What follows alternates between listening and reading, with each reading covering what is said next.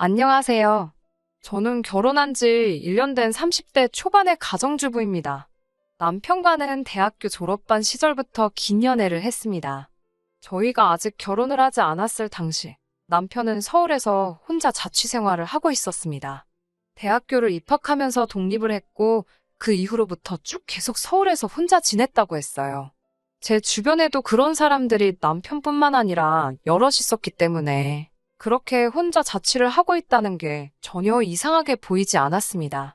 하지만 명절이나 방학이 되어도 고향에 내려가기 바쁜 지인들과 달리 남편은 한 번도 본가로 내려가지 않더라고요. 방학 기간은 그렇다 치더라도 명절에는 가족들 생각이 나고 만나고 싶을 법도 한데 늘상 혼자 비좁아 터진 자취방에서 머무는 게 일이었어요. 저희가 연애를 시작한 지 얼마 되지 않았을 때입니다. 설날이 코앞인데 기차표도 안 사고 가타부타 고향에 내려가네 하는 말도 없이 느긋하게 방에서만 지내려는 남편을 보고 제가 부모님 보러 갈 준비 안 할 거냐고 물으니 자기는 안 가도 된다고 하더라고요.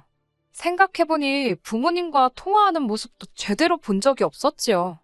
혹시나 하는 마음에 조심스레 왜 안 가냐고 물었지만 남편은 저랑 오래 붙어 있고 싶어서 그런다며 능구렁이 같이 말을 돌리더라고요. 저는 당연히 명절 때는 가족들과 함께 보낼 계획이었거든요. 그 사실을 남편도 알고 있었고요. 저랑 같이 붙어 있고 싶다는 말은 그냥 하는 소리라는 걸 순식간에 눈치챘지만 아무래도 제게 말하기 싫은 사연이 있나 보다 싶어서 저도 그땐 더 이상 캐묻지 않았습니다. 그때는 남편이랑 결혼까지 하게 될 줄 몰랐기 때문에 이것저것 꼬치꼬치 따지려고 들지 않았거든요. 그렇게 쭉 연애를 해오다가 우리 둘 사이에 본격적으로 결혼 이야기가 나오기 시작하면서 문득 그동안 남편이 한 번도 부모님을 뵈러 고향에 내려가지 않았다는 점이 마음에 걸리더라고요. 저는 부모님과 같이 살고 있었기 때문에 꽤나 길었던 연애 기간을 거치며 당시 남자친구였던 남편을 저희 가족들에게 이미 소개시킨 지 오래였어요. 저희 부모님께서도 남편을 꽤나 마음에 들어 하셨기 때문에 명절날 매번 자취방에서 혼자 보내는 남편을 부모님께 소개시켜준 이후부터는 명절날 저희 가족들과 같이 시간을 보내던가 했었거든요. 그런데 남편은 그동안 부모님을 찾아뵙기는커녕 저를 소개시켜준 적도 없었으니까요. 전화통화라도 한 번 시켜줄 법도 한데 남편은 매번 나중을 기약하면서 자기 부모님에 대한 이야기를 꺼려한다는 느낌을 받았었거든요. 결혼 이야기가 오고 가는 와중인데도 말이에요. 그래서 이번만큼은 그 이유를 확실히 알아야겠다 싶었습니다. 혹시 남편에게 돌아갈 고향이 없다거나 부모님이 안 계신다던가 하는 생각이 들기도 했거든요. 남편이 저러는 게 무언가 사정이 있다고는 눈치를 채고 있었지만 언제까지 남편이 말을 해줄 때까지 기다릴 수가 없었어요. 결국 며칠간 고민한 끝에 남편에게 시부모님 되실 분들에게 정식으로 인사를 드리러 가고 싶다고 제가 먼저 말을 꺼냈습니다. 제 딴에는 남편의 정확한 대답을 듣기 위해 돌려서 물어본 거였다고 생각했는데 저의 제안에 남편은 난처해 보이는 눈치였습니다. 저는 다시 한번 어차피 상견례를 하게 되면 양가 어른들 다 모셔야 되는 거 알지 않냐고 적어도 그 전에 저를 부모님께 인사드리고 싶다고 채근하듯이 이야기를 하니 남편이 잠시 망설이다 저에게 털어놓을 게 있다며 자초지종을 듣고 놀라거나 자기를 다르게 생각하지 말아달라고 부탁하더군요. 그런 남편의 말이 꽤나 비장하게 들려서 저도 어느 정도 각오를 했지만 남편이 들려준 이야기는 저에게는 꽤나 충격적인 이야기였습니다. 남편에게는 세 분의 아버지가 계시다고 했습니다. 첫 번째 아버지는 남편이 세상에 빛을 보게 해주신 친아버지입니다. 하지만 남편이 태어나고 얼마 지나지 않아서 불의의 사고로 세상을 떠나셨대요. 워낙 남편이 어렸을 때 일이기에 사진으로 본 얼굴만이 기억에 있을 뿐 친아버지와의 그 어떤 추억도 없다고 했습니다. 친아버지가 돌아가시고 나서 반년 정도 지났을 무렵 시어머니는 동네에서 세탁소를 운영하던 분과 재혼을 하게 되셨대요. 그분이 바로 시어머니의 두 번째 남편입니다. 남편에게는 그분이 진짜 아버지나 마찬가지였다고도 하네요.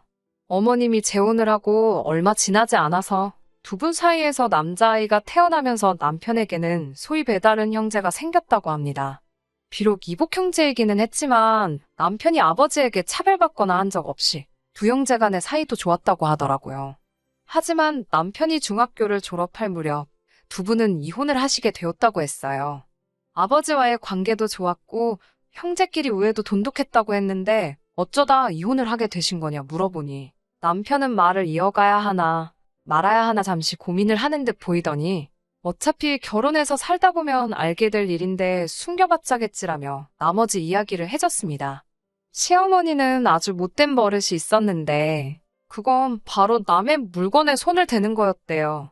두 번째 아버지가 세탁소를 운영하셨다고 했잖아요. 손님들이 가끔씩 비싼 옷을 맡기거나 했는데 어머님은 이를 돕는 척 세탁소에 나가서 가끔씩 손님들이 맡겨놓은 옷을 몰래 빼내와서 입고 다니거나 하셨다네요. 그것 말고도 동네 마트나 백화점 같은 데서도 필요하지도 않은 물건을 슬쩍 집어오는 등 그런 식의 작은 사건 사고가 많았다고 하더라고요. 아버지도 어머니가 손님들이 맡겨놓은 옷을 입고 다니는 걸 알고 있었지만 한동안 그걸 문제로 별다른 사고가 없었기 때문에 그냥 묵인해 주시고 계셨답니다.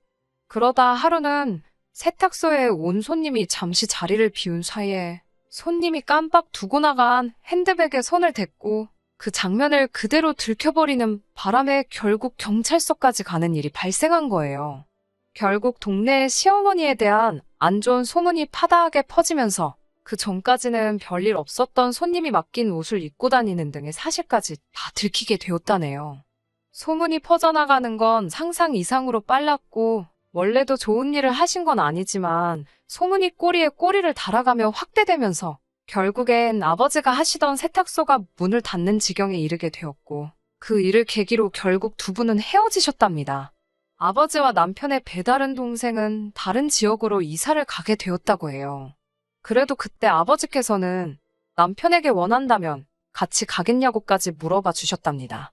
하지만 남편은 시어머니의 행동에 죄책감을 느꼈고 아무리 미워도 하나뿐인 어머니였기에 차마 어머니를 혼자 두고 떠날 수 없었답니다. 결국 아버지를 따라가지 못했고 지금까지 연락만 주고 받고 있다고 했습니다. 자기는 그 분을 진짜 아버지라고 여기고 있기는 하지만 어머니가 서운해하실 게 마음에 걸려 연락 정도만 주고받을 뿐 그 이후로 찾아뵙거나 한 적은 없다고 하더라고요. 그러다 남편이 서울에 있는 대학에 합격하면서 서울로 올라오게 되었고 어머니는 고향에 혼자 남게 되셨다고 해요. 처음 서울에 혼자 올라오고 나서도 남편도 다른 친구들처럼 명절이고 휴가면 내려가서 어머님을 뵙고 오곤 했었답니다.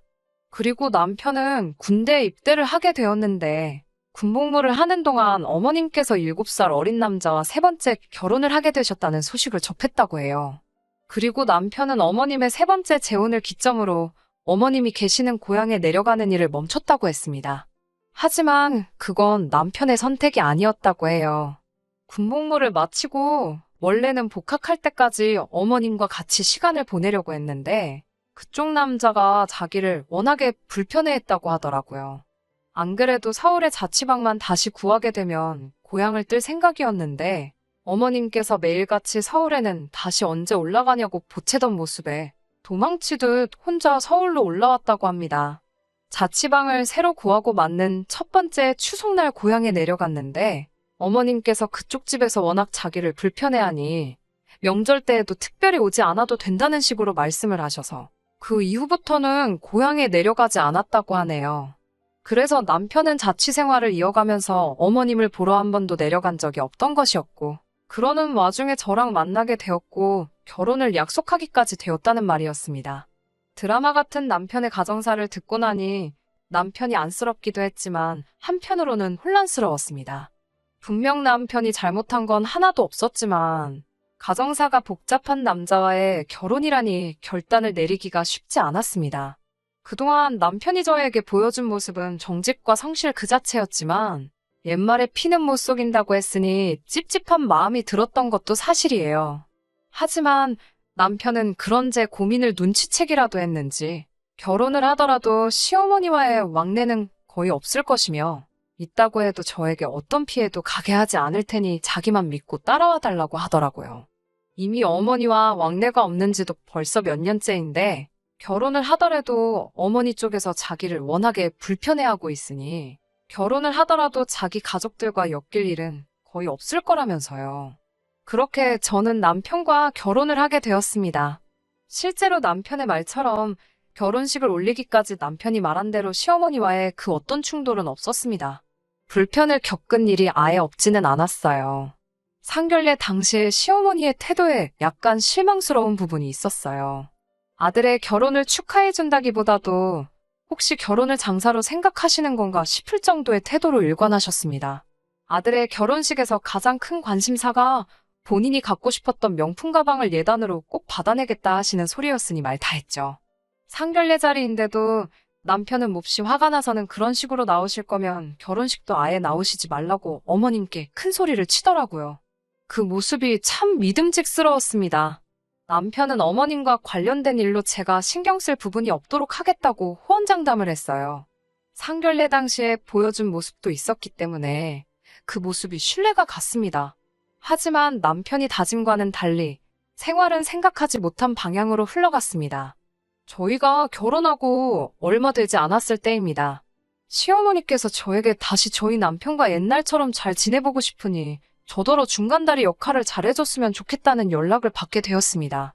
그때만 해도 저는 정말 어머님께서 순수한 마음으로 남편과의 관계 회복을 위해 노력하고 싶으신 걸로만 생각했습니다. 그리고 몇 주 뒤 시어머니께서 서울에서 지내게 되신다는 소식을 접하게 되었습니다. 지금 같이 살고 계신 분에게는 20대 중반의 딸이 있는데 그 딸이 저희보다 몇 달 먼저 시집을 갔다는 사실은 상견례 때 어머님이 말해줘서 이미 알고 있었어요. 저희 결혼식 날짜를 그 딸의 출산 예정일에 맞춰서 했으면 좋겠다고 하셨으니까요. 2번 왔다 갔다 하기 싫으시다고 하시면서 말입니다. 아무튼 그 신우가 이번에 출산을 하게 되면서 그 딸 산후조리를 해주러 올라오신다는 이야기였어요. 저는 속으로 친딸도 아닌데 산후조리라니 참 대단하시다는 생각을 했습니다. 그런 굉장한 모성애와 책임감을 다른 사람 자식이 아니라 당장 부모 사랑 충분히 못 받고 자란 것 같은 자기 아들에게 주셨으면 어떨까 하는 생각이 들었어요. 솔직히 산후조리를 도와주러 오신다는 말이 살짝 고깝게 들리긴 했습니다. 거기에 이어서 시어머니는 그래서 말인데라며 저에게 전화를 건 본격적인 이유를 꺼내셨습니다. 3주 동안 올라와 계셔야 하는데 그 집은 너무 작아서 당신이 계실 곳이 없다며 저희 집에 계시면 안 되겠냐는 거였어요. 생각지도 못한 부탁을 해오셨기에 당황스러웠지만 저는 시어머니께 그건 어려울 것 같다고 말씀드렸습니다. 솔직히 남편과 피 한 방울 안 섞였는데 신우라는 생각조차 안 들기도 하고 설령 100번 양보해서 그게 제 신우라고 해도 신우 산후조리 도와주러 오시는 건데 왜 잠은 저희 집에서 주무신다는 건지도 이해가 되지 않았습니다. 제가 기분이 나빠 있기도 했고요. 그렇지만 시어머니는 저에게 이참에 저희 집에 계시면서 남편과 오해도 풀고 싶다는 핑계를 대셨습니다. 그 말을 들으니 방금까지 다른 사람 자식 말고 자기 자식에게나 잘하지라고 생각했던 저였기에 무작정 안 된다고 할 수가 없더라고요. 일단 남편과 이야기를 해보겠다고 말씀을 드리곤 전화를 끊었어요. 남편에게 전화를 걸어 방금 있었던 이야기를 전하니 남편은 어이없다며 깊은 한숨을 2-3번 내쉬더라고요. 하지만 남편도 제 눈치를 보는 듯 했습니다. 말투에서 약간 아쉬움이 남아있는 듯한 게 느껴졌어요. 결국 저는 3주밖에 되지 않고 잠만 주무신다 하시니까 작은 방을 내드리자고 했습니다. 솔직히 저는 그런 계산도 했습니다. 이렇게 제가 판까지 다 깔아줬으니 2사람이 앞으로 어떻게 되든 적어도 내 탓은 못할 거라는 계산이었어요. 그렇게 며칠 뒤 시어머니께서 저희 집에 올라오셨습니다. 3주 동안 아기 봐주러 오신 분 치고는 형형색색의 갖가지 옷부터 신발까지 짐이 참 많으시더라고요. 이런 건 문제가 아니었습니다. 진짜 골치가 아팠던 건 아기를 봐주러 가신다는 분이 아침마다 패션쇼를 하셨다는 거지요. 당신 옷과 가방뿐만 아니라 제 물건까지 손을 대시면서 말이에요. 물론 저에게 말로는 한번 걸쳐봐도 되냐, 신어봐도 되냐, 입어봐도 되냐며 허락을 구하듯이 말씀하셨지만 그건 누가 들어도 허락을 구하시는 게 아니었어요. 그리고 일단 제 것을 빌려가시면 제때 돌려주시는 법이 없었습니다. 예를 들어 올해 초봄에는 제가 큰맘 먹고 구매한 명품 가디건이 있었는데 그걸 말씀도 없이 빌려가서 몇 날 며칠을 입고 계셨어요. 결국 제가 돌려달라고 말씀드리니 그제서야 제가 아무 말도 없길래 제가 그걸 시어머니께 그냥 드린 줄 알았다는 황당한 변명을 하시더군요. 그래도 시간은 금방 흘러서 2주하고도 3일이 지났을 때였습니다. 이날의 사건만 아니었다면 저도 남편과 헤어지지는 않았을 거예요. 앞서 말씀드렸다시피 시어머니는 제 옷과 가방을 늘 탐내셨습니다. 그러다 하루는 친정어머니가 저에게 선물로 사주신 명품 가방을 이번에도 저에게 말도 없이 들고 아기를 봐주러 가셨더라고요. 그날따라 저도 저녁에 약속이 있어서 그 가방을 들려고 했는데 가방이 사라진 걸 보고 정말 짜증이 났습니다. 그래도 시어머니께 전화를 걸어 따지는 건 예의가 아닌 것 같아 참았습니다. 그런데 이튿날 드레스룸을 확인했는데 여전히 가방이 보이지 않더라고요. 결국 어머님께 제 가방은 어디 있냐고 물었습니다. 어머님은 신우가 제 가방을 보더니 기저귀 가방으로 쓰기 딱이라며 예쁘다는 소리를 하더해서 그냥 줘버렸다고 하셨어요. 그때는 저도 신경질이 나서 아무리 그래도 제 물건인데 그렇게 허락 없이 마음대로 남한테 주시면 어떡하냐고 한마디 했습니다. 어머님은 저더러 치사하다며 그깟 가방 하나 때문에 시애미를 가르치려 드냐고 오히려 적반하장으로 나오시더군요. 남편이 퇴근한 뒤 시어머니가 잠시 자리를 비우셨을 때 오늘 있었던 일을 이야기했습니다. 남편이라도 적극적으로 제 편을 들어줬으면 좋았겠지만 남편은 어차피 결혼할 때 예단을 안 했으니까 그 가방 하나로 퉁쳤다 생각하라더군요. 예단을 안 했던 이유가 뭔지 기억이 안 나냐고 제가 한마디 했어요. 그런 일이 있었는데 이제 와서 뭘로 뭐를 퉁치라는 말을 하는 거냐고 팔은 역시 안으로 굽는구나 싶더군요. 며칠 뒤 어머님이 약속하신 3주가 되었습니다. 어머님이 며칠이라도 더 있다 가신다고 하면 어쩌나 솔직히 걱정을 했는데 오히려 어머님은 제가 잡기라도 할까 걱정이라도 되는 분처럼 서둘러 짐을 챙기셨어요. 그리고는 저랑 남편이 출근한 새해 인사도 없이 고향으로 내려가셨습니다. 그런 어머님의 모습을 보니 제가 좀 더 싹싹하게 잘해드리지 못해서 그런가 싶어 마음 한켠이 무거워지더라고요. 하지만 얼마 안 가 그 이유를 알게 되었어요. 회사에서 성과급을 받거나 생각지 못한 여유돈이 생기면 저는 금을 조금씩 사모았고 그런 금이 모여 어느새 18K 금반지 4개, 24K 금반지 2개 등으로 늘어나 있었어요. 그런데 어머님이 집으로 가시고 나서야 그 금들이 없어졌다는 걸 알게 되었습니다. 도둑이 들었다면 집안이 난장판이 되어 있어야 하는데 화장품 통에 넣어놓은 금만 사라졌으니 환장할 노릇이었죠. 순간 시어머니가 머릿속에서 스쳤습니다. 시어머니는 옷하고 가방뿐만 아니라 제 화장품도 마음대로 가져다 쓰셨으니까 어쩌면 금을 넣어 둔 화장품 통을 열어보셨다가 알게 되셨던 것 같았어요. 저는 고민 끝에 남편에게 금이 없어졌는데 시어머니의 소행 같다고 이야기를 했습니다.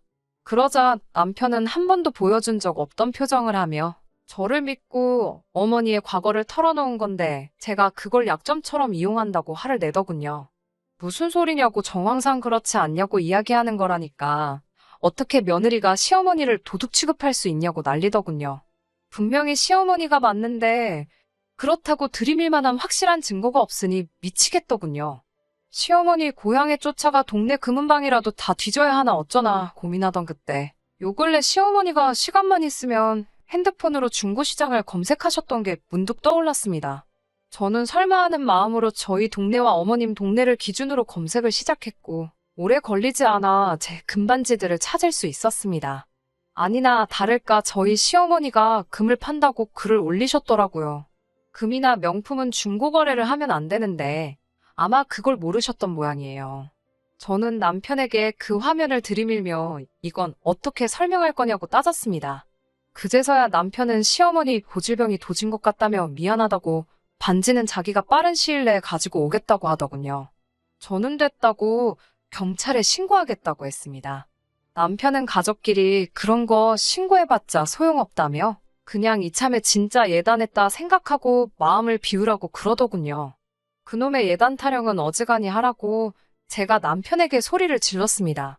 도둑 엄마 둔 주제에 뭐가 그렇게 대단해서 예단 타령이냐고 소리를 치자 남편이 저더러 말 다 했냐며 자기 앞에 있던 신문지를 저에게 집어 던졌습니다. 이거 폭행죄로 내가 신고할 수 있다니까 마음대로 하라더군요. 무슨 친족 쌍도레인지 뭔지를 거들먹거리길래 제가 혼인신고도 안 했는데 친족 좋아한다고 비웃어줬습니다. 그 길로 저는 짐을 챙겨 친정으로 가 그간 있었던 일을 모두 털어놓았습니다. 친정 부모님은 지저분한 일은 빨리 털어버리는 게 좋다며 빨리 변호사부터 알아보라고 하시더군요. 그렇게 저는 변호사의 도움으로 손해배상 청구를 먼저 시작했습니다. 시어머니와 남편 때문에 이 혼인이 파탄났기에 위자료와 결혼식 비용에 들어간 돈을 청구했지요. 위자료 1,000만 원, 결혼식 비용 1,000만 원 그리고 시세에 맞춘 금값으로 손해배상을 해주면 절도죄로 형사고소는 하지 않겠다고 했습니다. 솔직히 하루라도 빨리 남편이나 시어머니와 관계를 끊고 싶었기 때문에 저도 일을 복잡하게 만들고 싶지도 않았거든요. 남편은 저더러 완전히 날강도라며 울분을 토했지만 결국 지를 낳아준 엄마라서 그런지 저에게 3,000만 원을 건넸고 이걸로 합의하자고 하더라고요. 평생을 행복할 줄 알았던 결혼 생활이 이렇게 허무하게 끝나게 된 것에 대해 슬펐지만 그래도 더 지저분하게 끌지 않아서 다행이다 생각했어요.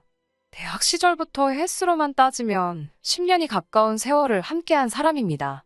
그 10년에 가까운 세월 동안 자기 어머니 찾아보러 한 번을 가지 않았던 남편이었는데 이렇게 단 몇 달 만에 어머니에 대한 마음이 바뀔 거라고는 생각조차 해본 적이 없어요.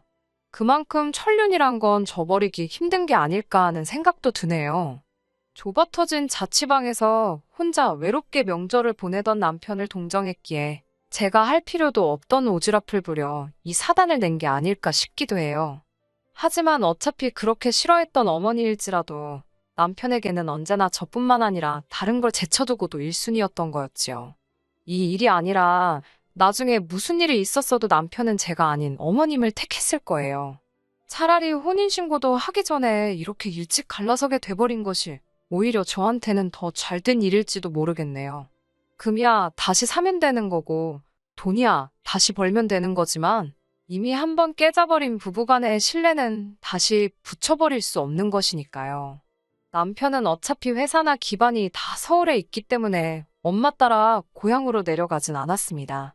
저한테 이렇게까지 해야만 했냐며 아직도 이 모든 일의 원흉이 저라고 생각하더라고요. 하지만 저와의 결혼 생활을 포기하면서까지 지켜낸 어머님인데도 불구하고 어머님은 남편을 다시 가족의 일원으로 받아주지 않으셨나 봐요. 자기 때문에 아들의 인생이 다시 한번 만신창이가 되었음에도 결국 지난 설날에도 남편은 가족들의 따뜻함마저 느끼지 못한 채 또다시 혼자 외로운 명절을 보내야만 했었나 봐요. 이혼 후에 저에게 그 어떤 연락도 해오지 않던 남편이 후회하고 있다며 연락을 해왔거든요. 자기가 내린 결정에 대해 후회하고 있고 이미 연을 끊어낸 어머니였으니 두 번이 어렵겠냐며 저와 다시 시작하고 싶다고 어렵게 말을 꺼내왔어요. 하지만 더 이상 저는 남편을 위해 싸구려 동정심을 발휘하고 싶지 않았어요. 스스로를 그렇게 고립하고 외로운 삶을 선택한 건 그 누구도 아니고 당신 본인의 결정 아니겠냐고 했어요. 이미 저와도 부부의 연을 한번 끊어낸 사람인데 나라고 두 번이 어렵겠냐. 어머니와 나 사이에서 두 번 다시 당신을 줄다리기 하고 싶은 생각이 없으니 이번을 마지막으로 저에게 그 어떤 연락도 하지 말아달라고요. 스스로 자초한 일이니 그에 따른 책임은 당신이 지는 거라고 했어요. 남편은 앞으로도 쭉 혼자서 그렇게 외롭게 지내게 되겠지요. 제가 나쁜 사람일 수도 있겠지만 한편으로는 남편이 그렇게 평생을 잘못된 결정을 내린 후회 속에서 살아갔으면 좋겠습니다. 저나 남편이나 아직 전기 때문에 두 번째의 기회가 있을 테지만 적어도 이번 일이 남편이 다시 두 번째 기회를 갖게 되었을 때 진짜 중요하게 생각해야 할 게 무엇인지 교훈이 되었을 거라 생각하려고 해요.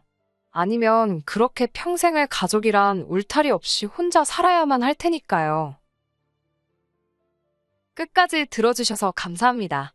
오늘의 사연은 여기까지입니다. 구독과 좋아요, 알람 설정 부탁드리고 더 좋은 사연으로 다시 찾아뵙겠습니다. 감사합니다.